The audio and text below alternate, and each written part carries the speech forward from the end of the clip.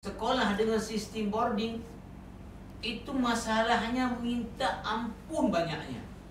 Ya, keriting rambut kita. Dari lurus rambut jadi keriting. Ya. Karena apa?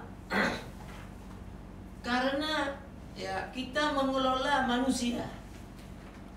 Manusia ini ada nafsu, ada akal. Ya. Saya bilang, kalau saya taruh aqua di sini, maka kalau nggak ada yang pindahin, aquanya akan terus di sini dia. Sampai saya balik, misalnya besok tetap di sini dia.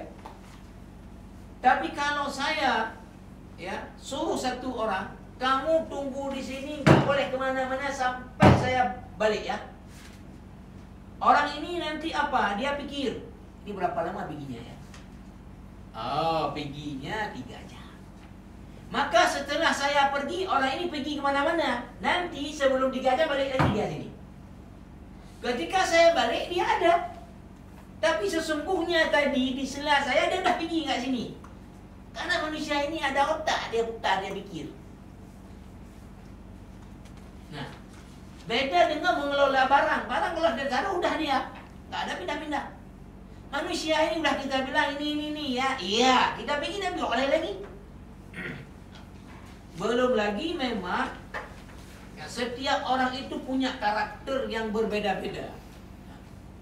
Maka saya selalu ilustrasikan ya, bagi orang-orang yang nggak pengalaman memang mengelola pendidikan yang sistemnya boarding, dipikir enteng. Saya bilang ilustrasikan saja begini. Kita punya anak dalam keluarga misalnya, ya nggak usah banyak lah, punya anak 4.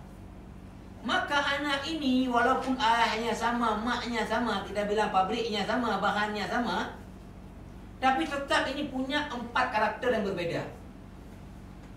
Satu anak, misal, ya, apa, ya, udah pukul anak orang lain di sekolah, sehingga kita dipanggil sama kepala sekolah.